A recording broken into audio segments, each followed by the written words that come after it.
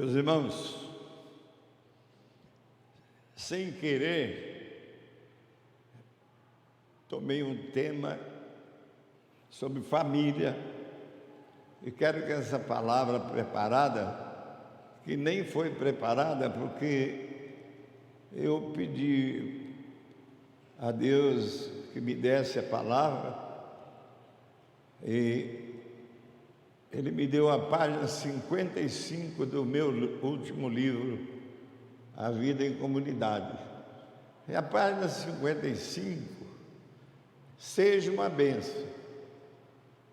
E na página 55, em seguida está plenitude de poder. E depois, seja um sonhador para abençoar. Então, dessas três palavras do livro, eu montei esta palavra, que de certa forma é uma homenagem a esses quase 10 casais que completaram muitos anos de casamento, em fidelidade, em testemunho diante do Senhor e da igreja. E quero iniciar dizendo a importância da criação do casamento por Deus. E o título que eu pus é Seja uma bênção no poder de Deus. São vários textos, nós não vamos lendo, vamos lendo à medida que formos transmitindo a palavra.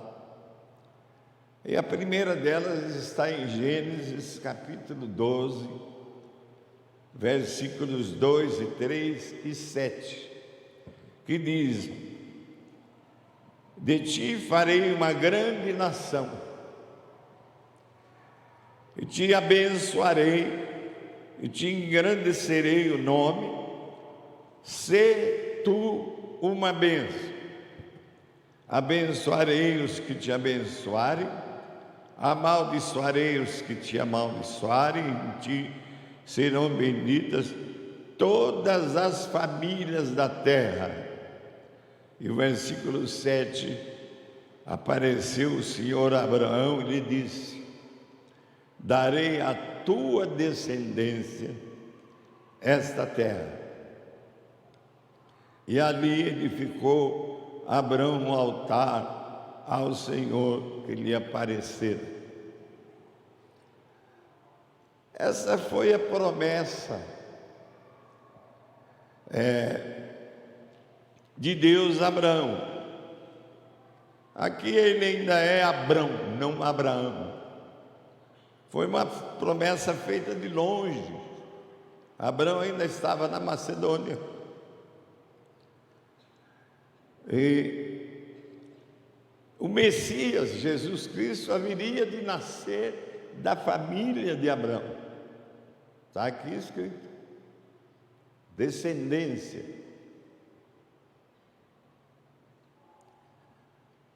E o livro da genealogia de Jesus Cristo fala que ele é filho de Davi e filho de Abraão. Capítulo 1, versículo 1 de Mateus.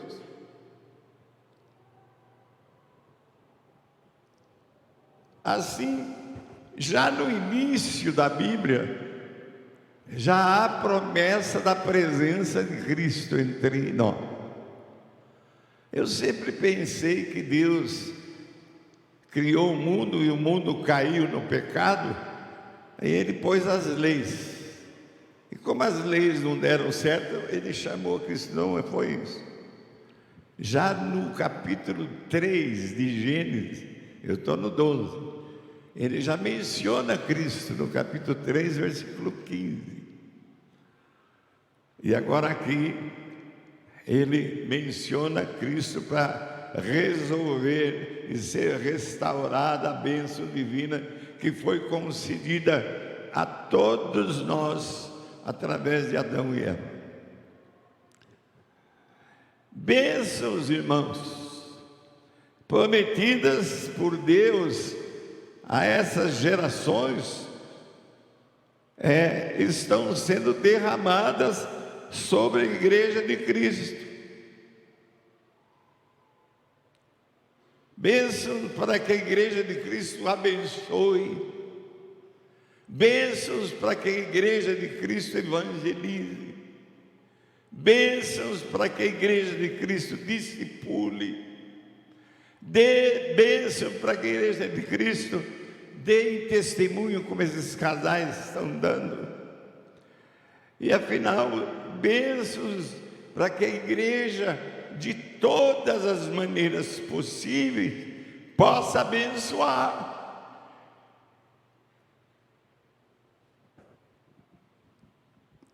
E a maior de todas é essa oportunidade que Deus concedeu à igreja de Cristo de poder anunciar as boas notícias.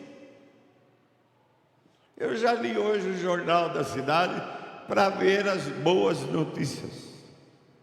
Tem boas notícias, mas nenhuma dessas boas notícias do jornal, nenhuma é parecida ou igual às boas notícias que nós, igrejas de Cristo, temos para anunciar.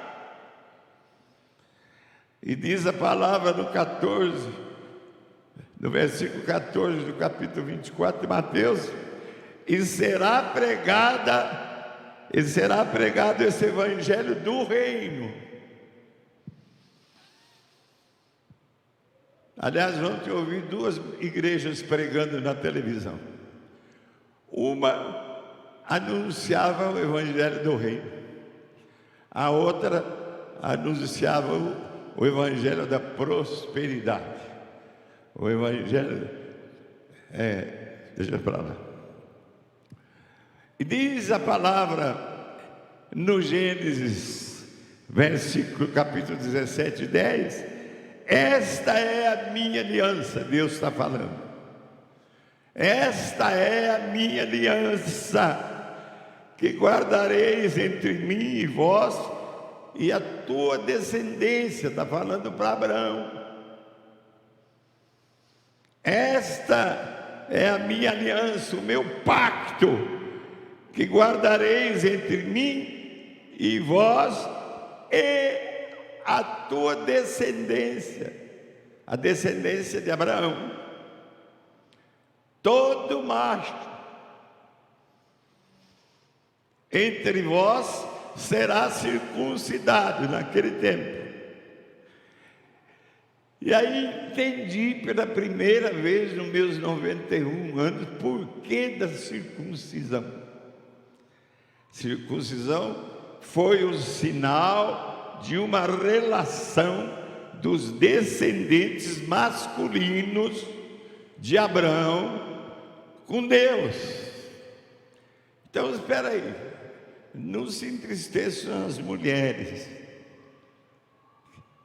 Quem foi abençoado nesta aliança feita por Deus a Abraão, se levante. Os homens só os homens, os que na época eram circuncidados. Olha a responsabilidade nossa como machos, como homens. Presta atenção. Obrigado. É o que se propõe ao pai de família. Já lá no Gênesis, Deus propõe ao pai de família, descendente de Abraão, que seja uma bênção para abençoar.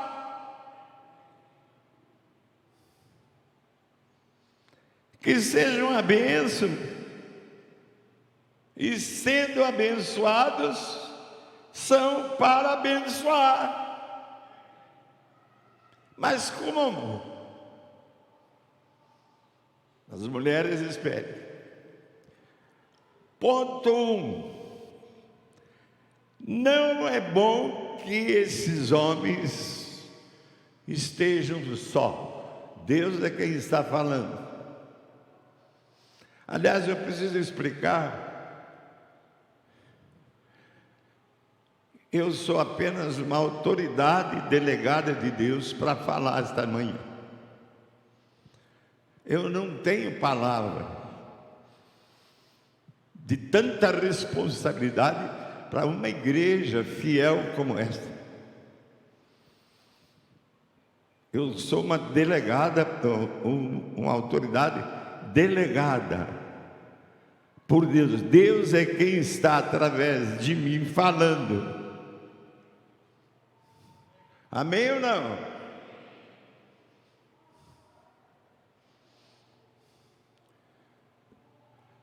A palavra diz no versículo 18 do capítulo 2 de Gênesis, ainda estamos em Gênesis. Disse mais o Senhor Deus: não é bom que o homem esteja só, porque ele vai evangelizar. Não é bom estar só para evangelizar.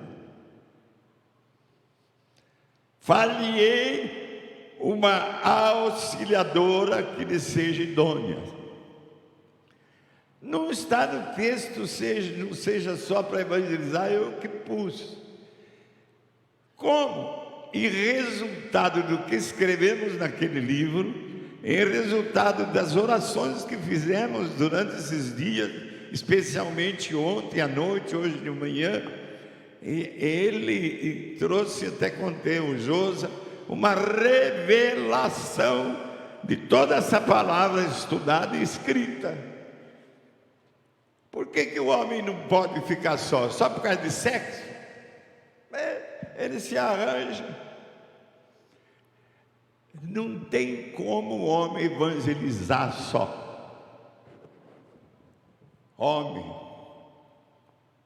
Então o Senhor transformou uma costela do homem numa mulher e apresentou a ele. E unindo-se o homem à sua mulher, os dois tornaram-se uma só carne.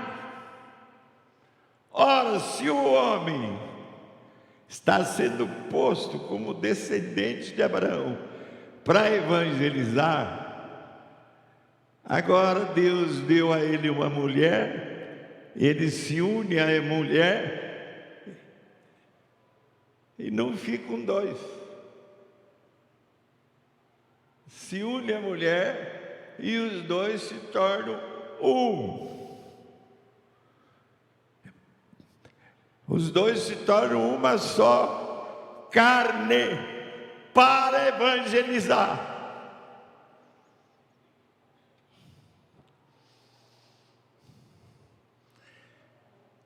Indicado, irmãos, que estava e foi formada a família, marido e mulher.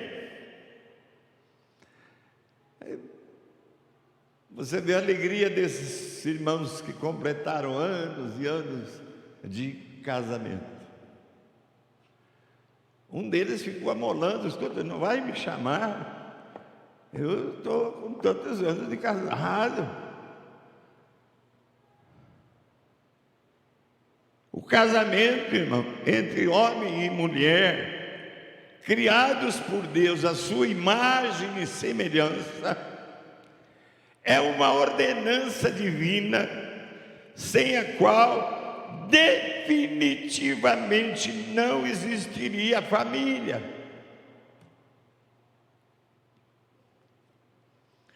Casamento ou melhor, vamos mudar aqui. Casamento e família são duas instituições criadas por Deus para serem bênção e para abençoar.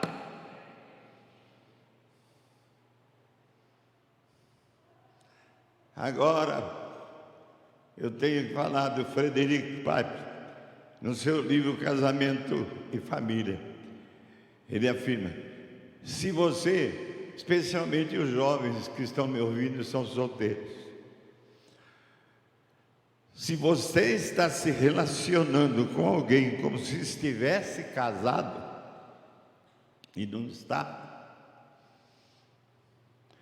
você tem que sair fora como se estivesse saindo de um navio afundando.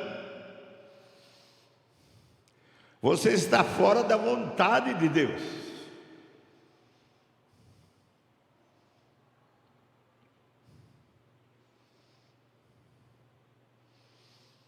Você está vivendo em um terreno perigoso, em uma situação pervertida. Nenhuma bênção poderá vir a você, nem depois do casamento, se você não se arrepende e deixa nisso. Há duas coisas que o diabo não gostou na criação do ser humano. Uma é que o homem e a mulher tenham sido criados à imagem e semelhança de Deus. Ele ficou enciumado, porque o diabo não tem, se há uma coisa que ele não tem e não vai ter, é a imagem e semelhança de Deus que nós temos. E a outra coisa é que o casamento foi considerado pela palavra de Deus digno de honra. Olha, eu posso dizer, e quero dizer no dia 17, quando eu completarei com o Ney de 68 anos de casado, que honra ser casado com essa menina.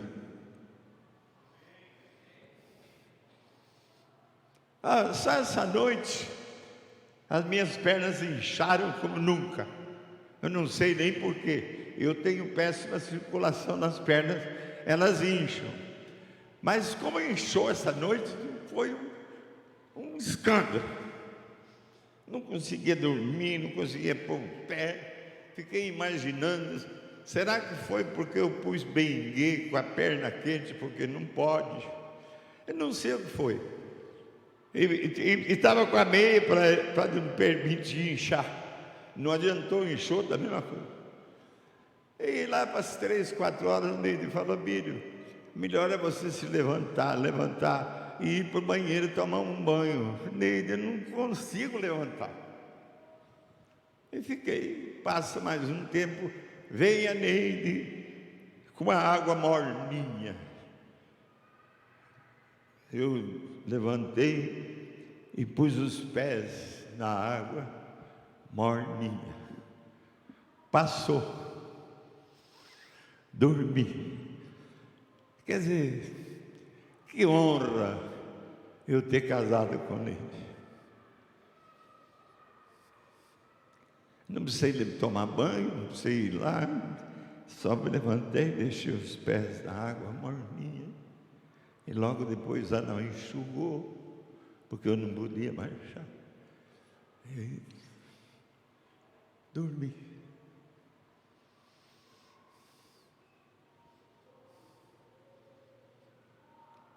O diabo tem ciúme disso, porque o casamento na palavra é considerado digno de honra. Tanto que nas famílias, irmãos, cristãs como nós, os nossos filhos, famílias cristãs que são semelhantes à família de Deus, Pai, Filho e Espírito Santo, os nossos filhos usam o primeiro mandamento com promessa, diz: honra teu pai e a tua mãe, para que te vá bem e sejas de longa vida sobre a terra. A família, então, que se tornou mulher e marido, agora acrescentada dos filhos que honram os pais.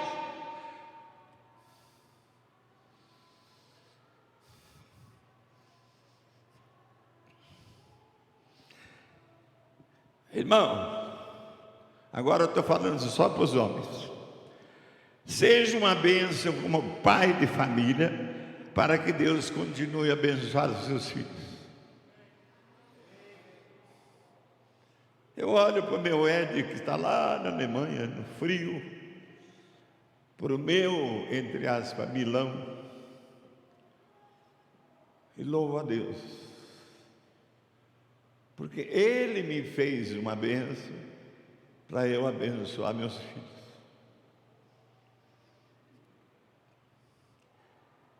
Seja, irmão, uma bênção como aquela pessoa escolhida por Deus, porque ninguém, quando casa, pensa nisso. Seja uma bênção como aquela pessoa escolhida por Deus para a alta vocação sacerdotal de abençoar, de evangelizar, de discipular, de curar, de testemunhar, e vai por aí. Quanta diferença fez e faz Deus em cada uma dessas pessoas, por Ele abençoadas, para que abençoem a outros. Não está aqui, mas Ele está falando comigo.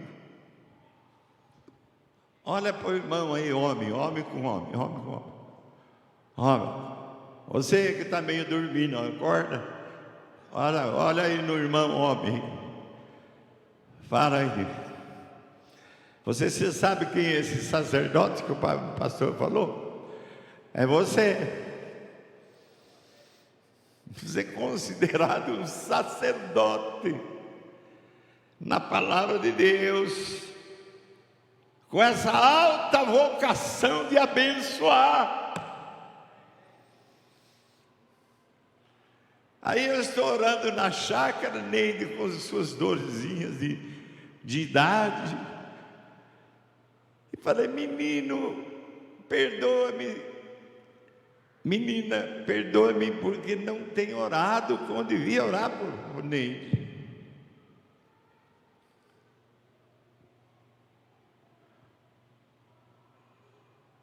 Eu sou abençoado para abençoar. E em primeiro lugar a minha companheira de 68 anos, com mais 5 de namoro, 70 e tantos. Aí, meditando na palavra, quando eu cheguei nesse ponto, falei: mas e agora? A minha avó foi deixada pelo meu avô. Eu fui criado com minha avó. E meu avô abandonou por outro. E agora?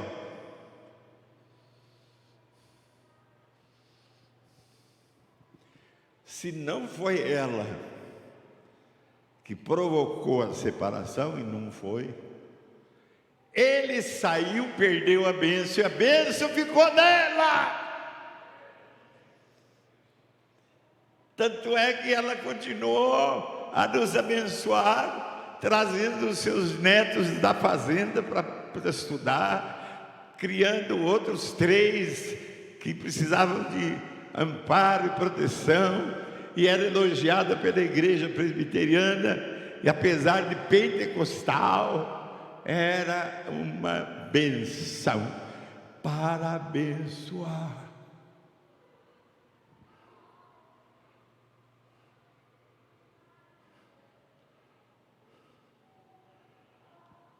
Segundo ponto, que está no livro, lá na página 55, plenitude de poder. Isso está em João 1:1, em Apocalipse 22:13. Vamos ler aqui. Há em muitos de nós, irmãos, um grito crescente por mais poder. Interessante. Diante de nossos constantes conflitos pessoais com o mundo, com a carne, com o diabo, existe também uma necessidade por mais poder, de mais poder em nosso trabalho com as pessoas. A Bíblia dá um caminho bem simples de como obter esse desejo de poder. Porque é triste para mim, pastor, ver um irmão que é irmão, continua irmão, e é frequente, mas não demonstra poder algum. Então é preciso que se deseje ardentemente esse poder. E esse poder não é uma coisa mística, não é uma coisa misteriosa.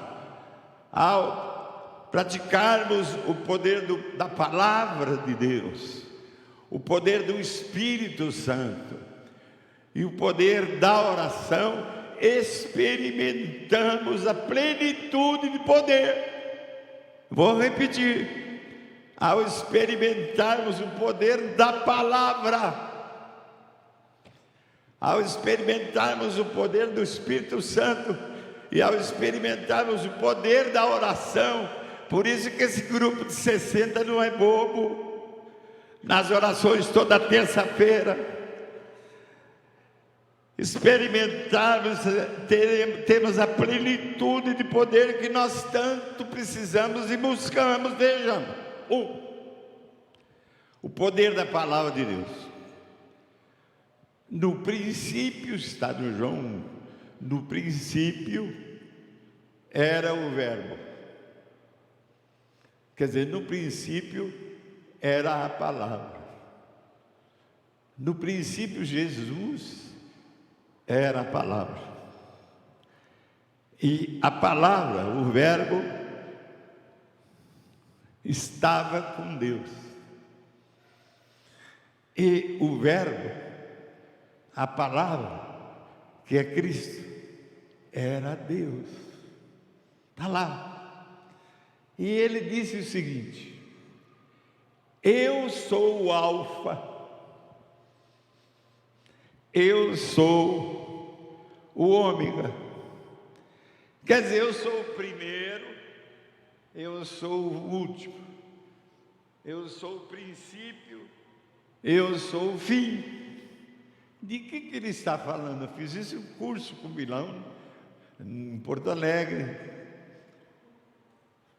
Salmo 119. Jesus é o começo do abecedário e o fim do abecedário. Jesus é todo o abecedário, está lá no 119. São 22 capítulos, são 22 letras do alfabeto que estão no Salmo 119.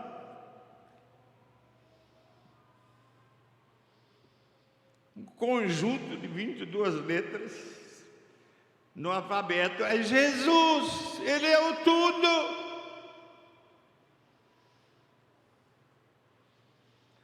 E se nós queremos e quisermos buscar plenitude de poder em nossa vida e no serviço cristão, é necessário que nos alimentemos da palavra,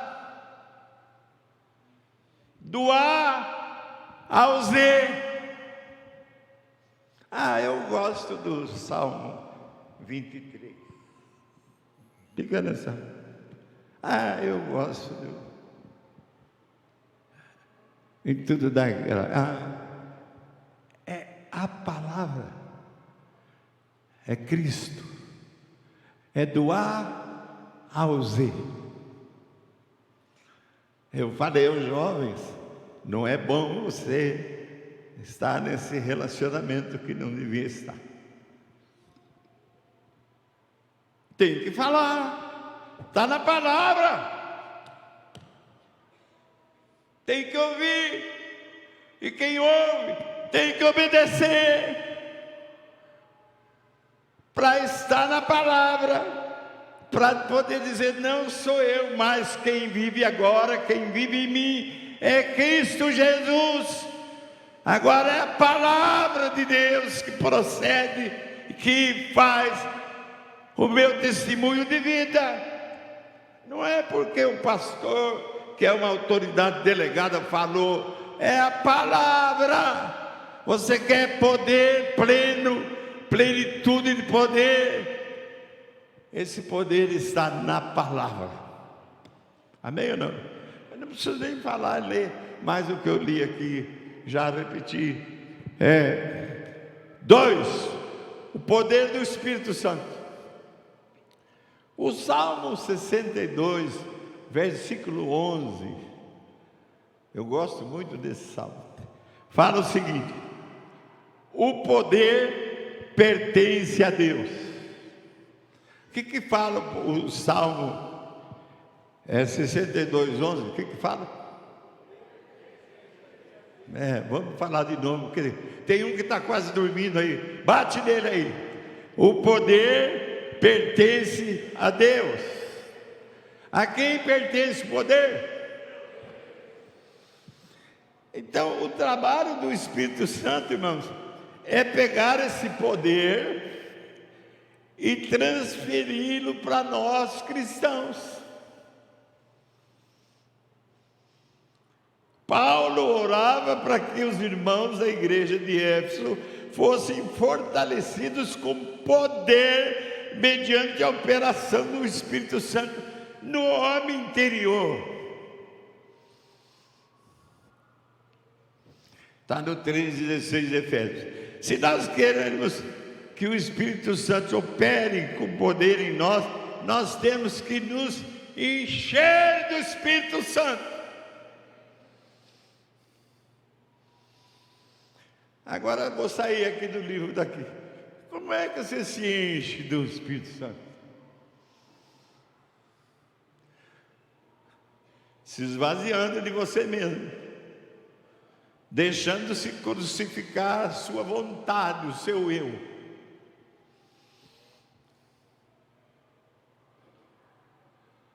Quando você tomou a tua cruz para seguir Jesus, você crucificou o teu eu, para não mais continuar fazendo a tua vontade, mas para passar a fazer a vontade de Deus.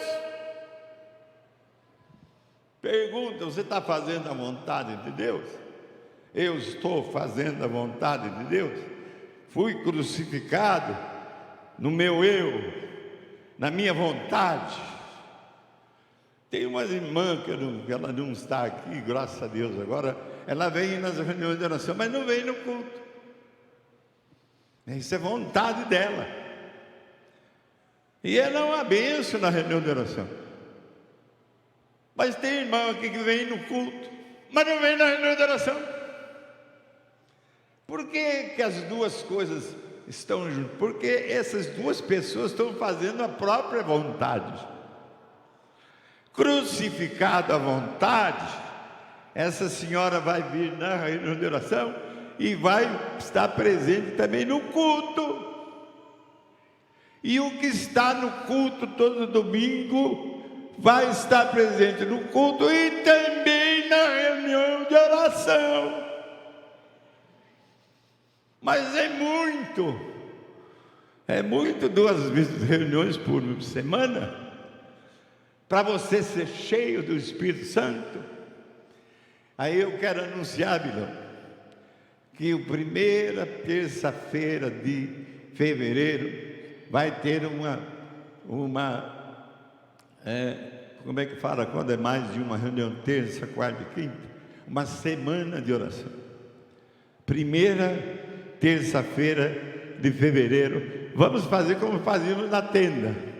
Uma semana de oração de 3 dias seguidos de busca do poder do Espírito e do enchimento do Espírito. 3 dias. Primeira terça-feira. Estou falando porque Deus quer que eu fale a todas as pessoas que aqui estão reunidas e quer que repita essa palavra no próximo domingo, no outro domingo, em todo janeiro, para que na primeira terça-feira toda a igreja de Cristo pertencente a CMC esteja presente nessa reunião de busca do enchimento do Espírito Santo, e vai terminar com uma vigília na sexta-feira. Amém ou não? Aí você fala: Abílio, para que isso? Porque é minha parte. Ele me delegou. E se ele fala que é necessário que você tenha plenitude do Espírito, e a plenitude do Espírito é o Espírito pegar o poder dele e passar para nós. E como é que o Espírito faz? Nos enchendo da sua própria presença.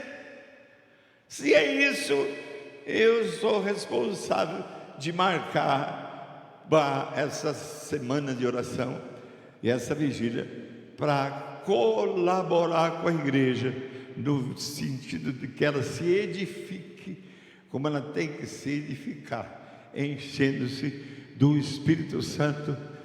Para quê? Para abençoar.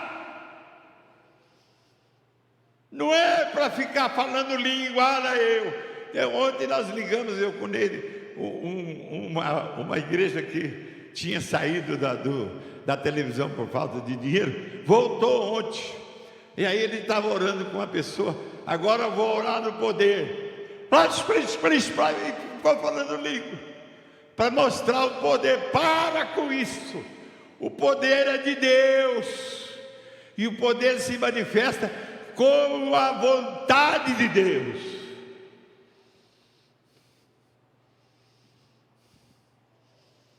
Não é pelas suas manifestações.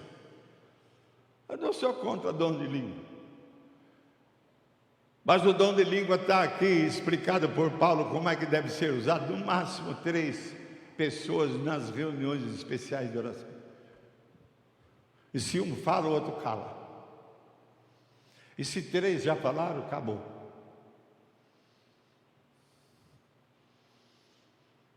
E fala para não falar em público. E ele com o microfone e com a câmera de televisão está exibindo o poder do Espírito.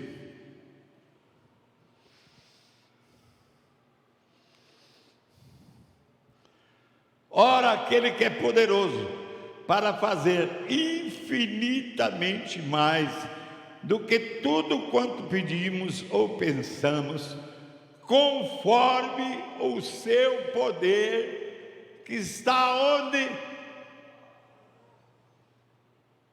Cadê a resposta? Conforme o poder de Deus que está em você, que está aqui na igreja, que está em nós.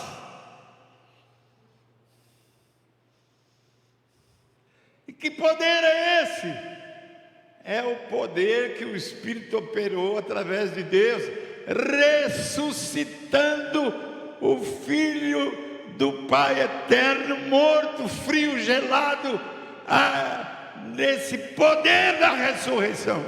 É esse poder que está em você, que está em nós, que está na igreja.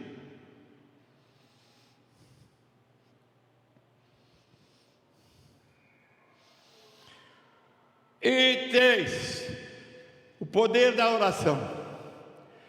Tudo que pertence a Deus, irmão, nós podemos obter através das nossas orações. Tudo.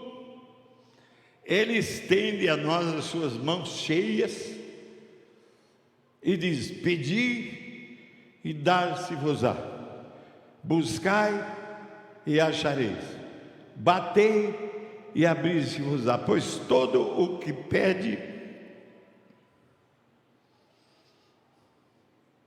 recebe, e o que busca, encontra, e a quem bate, abrir-se-lhe-á. Mateus 7, 7, 8. E em Tiago fala o seguinte, o 4:2: nada tendes, porque não pedis.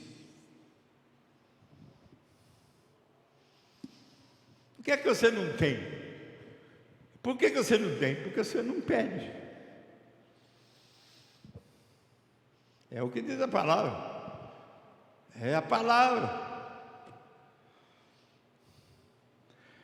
Por que então nós recebemos tão pouco em nossa vida cristã? Por quê? Penso que seja pela negligência na oração, por não pedirmos, por não buscarmos, por não batermos. Quanto tempo a média dos cristãos gasta em oração? Quanta média que gasta na oração? Quanto tempo? Muito pouco, eu posso dizer.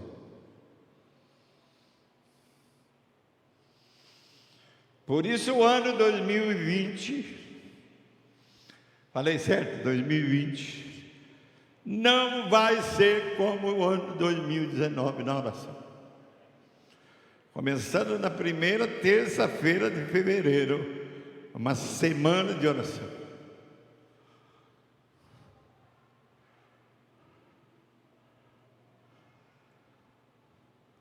Como fomos abençoados na tenda, como ninguém.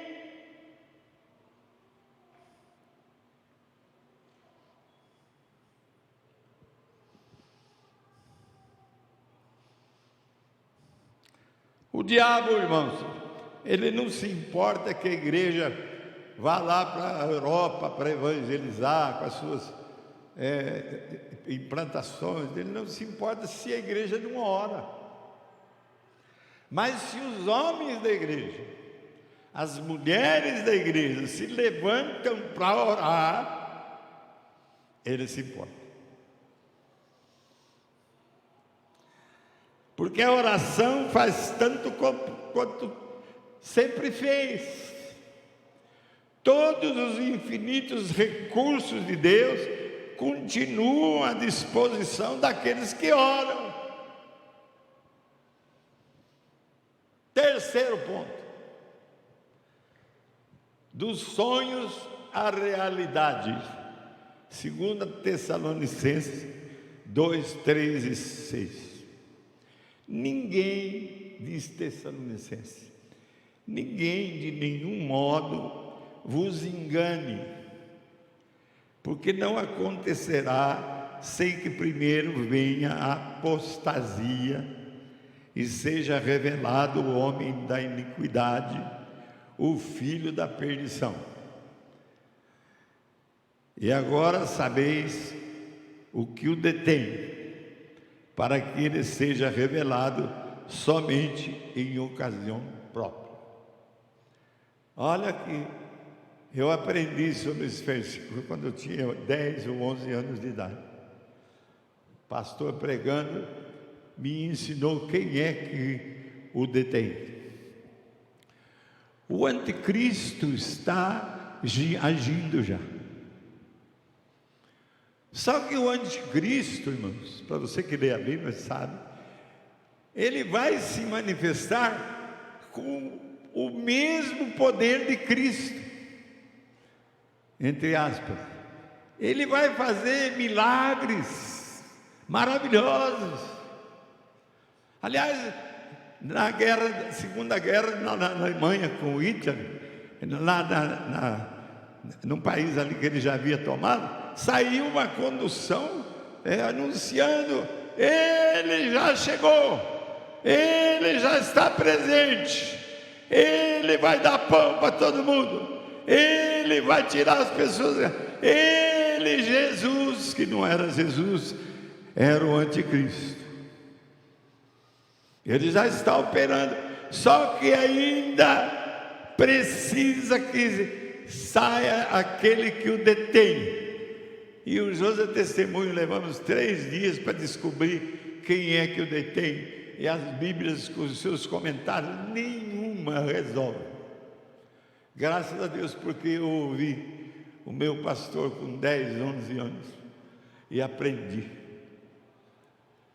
Só a Bíblia King James dá um entender mais ou menos. Enquanto o Espírito Santo está em nós, manifestando em nós, está impedindo a ação do arqui-inimigo de Deus.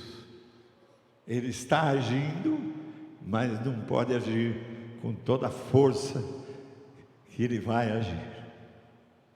O Espírito Santo o detém. E Paulo está falando: agora que você sabe quem é que o detém,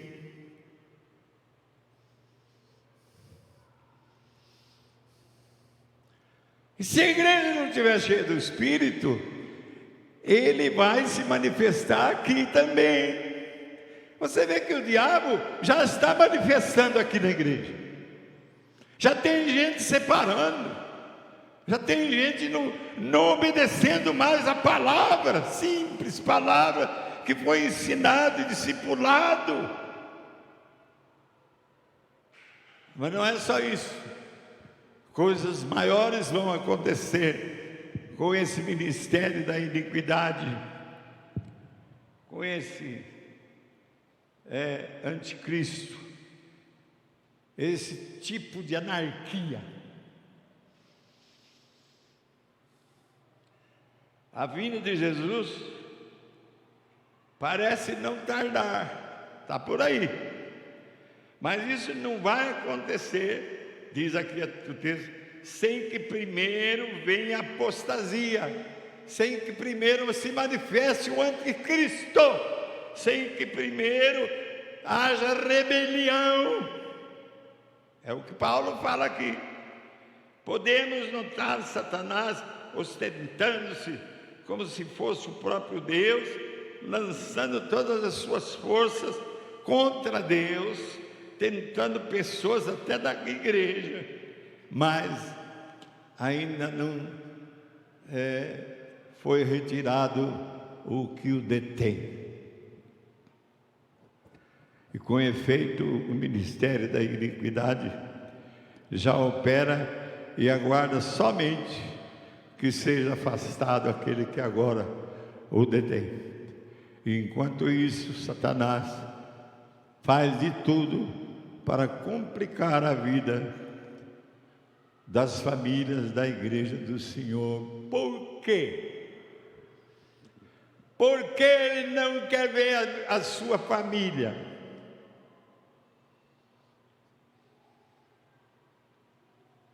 abençoando. Ele quer ver sua família impedida de abençoar. Os nossos sonhos podem tornar possível o sucesso de nossos ministérios familiares, o ministério da igreja de Cristo, porque podemos encená-los de olhos abertos.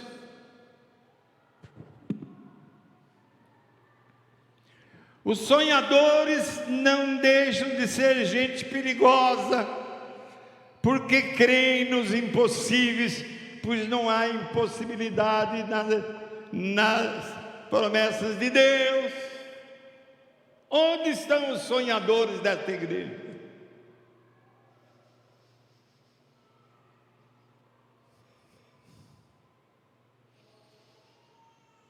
Os nossos sonhos, irmãos, na obra do Senhor, nos estimulam, nos encorajam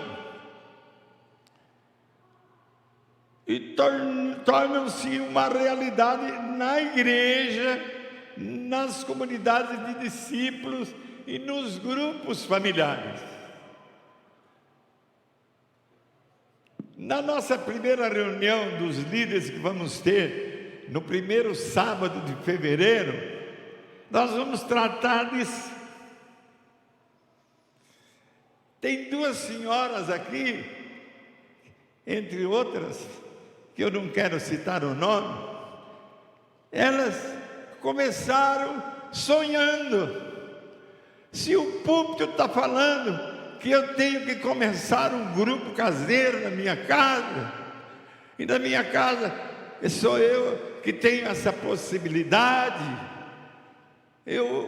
e começaram a sonhar as duas. Começaram com mais uma mulher, mais duas mulheres, três mulheres, e uma delas no domingo passado veio para mim e disse: Abílio, eu já estou com 15 mulheres no meu grupo familiar. O que causou isso? O sonho dessa mulher. Eu estou na Argentina, num encontro com o pastor Show da Coreia. Ele fez uma reunião com os pastores brasileiros e disse: pastor que ora menos de 2 horas por dia não devia ser pastor. Me pegou. E aí ele explicando sobre a oração, disse: agora vamos fazer um pacto entre nós. Os pastores brasileiros vão voltar para começar a orar 2 horas por dia. Levantei a mão. Pois não pode baixar de 2 para 1 hora. O senhor tem base bíblica? Tem. Jesus no Getsemane fala para Pedro: ô Pedro, você nem 1 hora orou comigo? Então baixou para 1 hora. Cheguei em casa, chamei Neide. Precisamos orar para formar um grupo caseiro em nossa casa na quinta-feira à noite, que nós temos livre. Mas orar porque sem sonho não vai acontecer. Vamos sonhar orando pelo menos 1 hora por dia. Eu fui para a minha biblioteca e ela foi para o lugar da oração dela, e começamos a orar. 1 mês, 2 meses, 3 meses, 4 meses. 4 meses e meio, Neide chegou e disse: já tenho a solução. Neide, eu vou confirmar com as minhas orações. Orei, Deus confirmou. Qual é a solução? É para convidar a pessoa da esquina para formar o grupo em casa. É para você ir lá convidar. Se é um negócio que eu não tenho ministério, é de convidar. Não. Você tem que ir, é a resposta da oração. Nós estávamos no portão discutindo. Passou um amigo nosso, que eu não vou falar o nome. Parou o carro: o que vocês estão discutindo? A Neide falou: é o Abílio que tem que convidar uma pessoa da esquina para uma reunião no grupo na quinta-feira que vai começar. Ele não vai, não quer ir. Deixa, dona Neide, eu vou. E a pessoa foi e convidou. A dona Neide Aires convidou mais 4. Na quinta-feira começou com 5 a reunião de oração familiar na minha casa. Neide limpou toda a sala, fez café, comprou bule, garrafa de café, pôs uma lá, uma aqui, pôs cinzeiro para os fumantes, e vieram os 5. E os 5 nem sabiam para quê. Eu falei: eu tenho vago quinta-feira e mandei convidar vocês. E vocês têm vago quinta-feira, então vamos decidir o que nós vamos fazer. Aí uma pessoa que Deus já recolheu daqui, foi salva ali, disse assim: olha, lá em casa ninguém mais sabe quem é marido, quem é mulher. Por que a gente não estuda sobre família? E começamos a estudar. O grupo começa assim, orando, sonhando. Você nem tem possibilidade, mas o Espírito Santo tem e está em você. Você apenas sonha. Eu tenho essa casa, tenho esses sofás, eu tenho bule de café, eu tenho gente que eu amo aqui em volta da minha casa, eu tenho até parentes que não são salvos. Por que não? Por que não? E por que não? E sonha, e esses sonhos vão se transformar em realidade, porque são sonhos de olhos abertos. Vamos tratar disso na primeira reunião do sábado de fevereiro, com a liderança dessa igreja.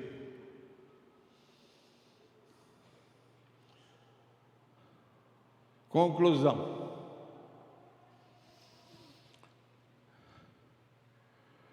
O Senhor nos abençoa como descendentes da família de Abraão. Isso precisou de uma revelação. José orou junto comigo. Eu nunca imaginei que eu fosse da família de Abraão. Eu sei que isso faz parte pelo testemunho de fé dele, mas eu sou filho de Deus através de Cristo. Mas Cristo é descendente de quem? O capítulo 1 de Mateus fala que ele é descendente, ele é filho de Davi e filho de Abraão. Então eu também descobri que sou filho de Abraão. Ele mudou o nome de Abraão. Ele tinha o nome Abraão, pai da eternidade, uma coisa assim, e mudou para Abraão, pai de muitos. pai de uma multidão da qual eu também faço parte. E para quê? Porque meu pai espiritual, Abraão, tinha que ser uma bênção, ser tu uma bênção, para que as famílias da terra sejam abençoadas através da tua descendência. Você é uma bênção em Cristo, descendente do pai Abraão, para abençoar.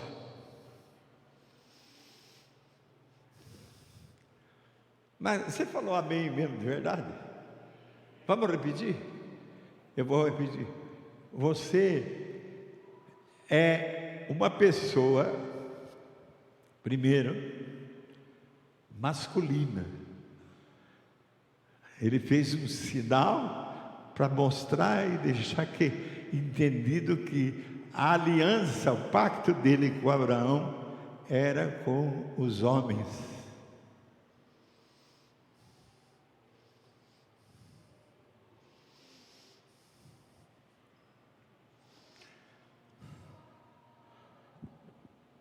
E há uma ordem para você, homem que casou, para você amar a tua esposa. Há uma ordem para você, esposa, para você respeitar o seu marido. Há uma ordem para você, filho desse casal, para honrar seus pais. Para quê?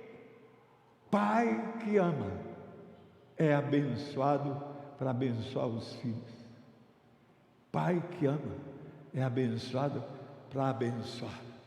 Mulher que se sujeita, que respeita o marido, é abençoada para abençoar. E filhos que honram os seus pais da família são abençoados para abençoar.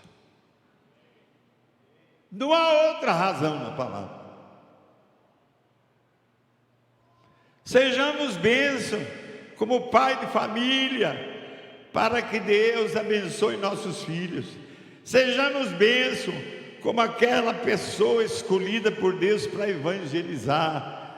Quanta diferença fez e faz Deus em cada um de nós, pessoa por Ele abençoada, para abençoar a outros.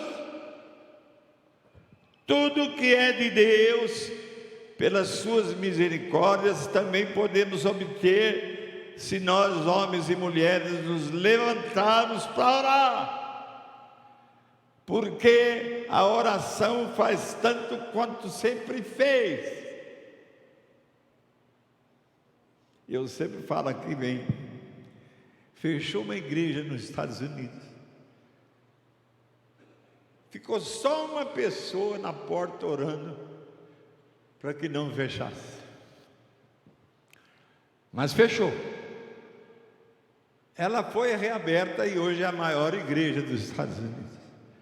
Uma pessoa só orou e Deus abençoou.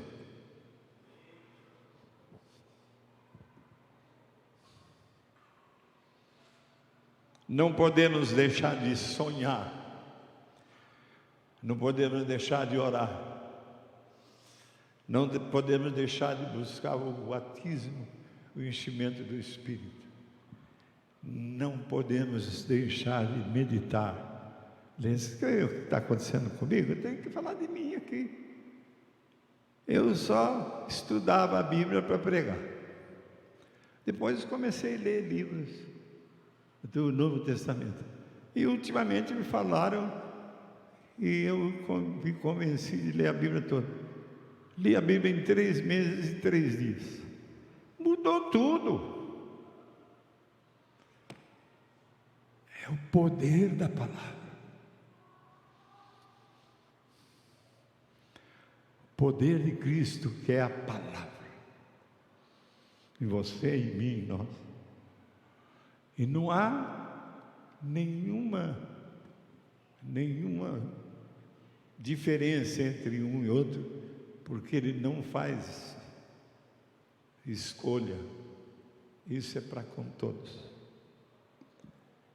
se não formos capazes de sonhar para que a igreja no ano 2020 se expanda